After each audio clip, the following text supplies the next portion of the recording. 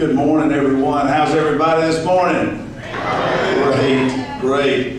How about this cow walking around this morning? Are we happy to see the cow? The cows, let's give the cow a big hand.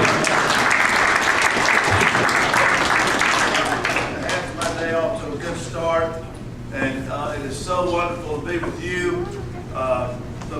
When I first moved to Lexington a few years ago, I lived right around the corner, and this is such a great community. I used to come vote over here at the school, and so you're mighty fortunate to be able to come to such a great place every day, and it seems like we're having some good experiences here. So I was thrilled when I had the opportunity to come and visit with you this morning, and I think it's a really, really important topic we're going to talk about this morning, and the power of words. And I use words every single day. Sometimes people think I use too many words and talk too much sometimes, but that's sort of what I had to do while I coached. I am from a little town in Mississippi, Louisville, Mississippi. It's spelled just like Louisville, Kentucky. We pronounce the S. Can you believe that? I don't know why we do that, but that's what we do. We say the S in Louisville, but it's a wonderful small town, and had great mom and dad who supported me and taught me a lot of lessons. And all you kids here this morning are fortunate to have your dads here and your moms, and it's for me growing up, it's been one of the most fortunate things that ever happened to me with my parents. And does anybody here have brothers or sisters? Anybody at all? All right, well, you're gonna know what I'm about to talk about then. I had 3 older brothers. Did anybody have older brothers or sisters? Yeah. And it can be a tough situation sometimes, can't it? I know it was for me. If you had my 3 older brothers, it was a real tough situation. But we had a lot of fun. We grew up in this small town, and you're not going to believe this. You're really not going to believe this. We only had 2 television stations that came in every now and then. You couldn't even see them clear all the time. And so what that did for us, we didn't spend a lot of time inside, we spent a lot of time outside. And we lived sort of out of town, had a big yard, had some woods across the street, so we were always outside, playing and having a good time, climbing trees, building forts, doing things like that. But another thing that we did a lot was played sports. We played a lot of sports.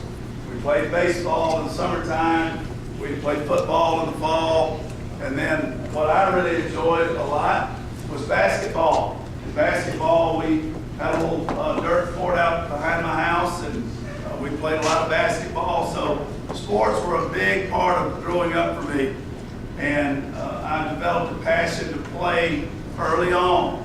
And I think that that's something that, as you're a young person, finding out things that you're interested in, finding out things that are fun for you to do, because as you progress through life, having a passion for what you do is going to make life so much more enjoyable. If you can find something that you enjoy doing, and you can lock into that every single day, it makes life a lot more enjoyable.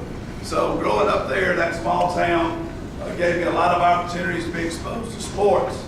So as I progressed through high school, played a lot of different sports, played football, basketball, baseball, ran track, had a great time there. I had a chance to go to college. I played college golf. Now, a lot of people ask me, what did college golf do? How did you become a basketball coach? I really don't know how all that happened. Being a college golfer, I don't know that it helped me a lot. It probably did, because all of your experiences can help you from time to time. But after I got out of college, I gave a lot of thought to what I wanted to do. And I tried a lot of different things. You've never seen a basketball coach that had so many different jobs. I've waited tables. I've worked in a dry cleaners. I've driven a truck. I've done all sorts of things, and what it helped me do was it helped me figure out what I just said a few minutes ago, how important it is to have a passion for what you do. And as I was thinking about what I wanted to do, one thing that my parents had always stressed to me was that we needed to work real hard. My brothers and I needed to work hard, and so I needed to find something that I could work hard at doing. And so I decided to go back to college and get some classes where I could teach school and coach.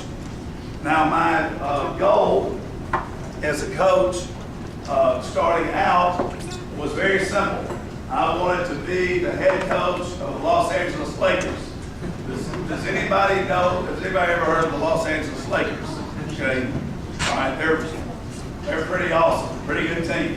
Now I was a young guy, not a big time basketball player, didn't have a lot of connections, didn't have a lot of credentials, but that was my plan, was to be the Los Angeles Lakers basketball coach. So if there's anything in that, it tells you you need to have big dreams and dream big, and if you do that, you'll follow that, some good things can happen. Well, I didn't end up coaching the Lakers, but I can tell you, I ended up in a really, really good spot, which is now my Los Angeles Lakers. I wouldn't want to be anywhere else but here in Lexington, coaching UK.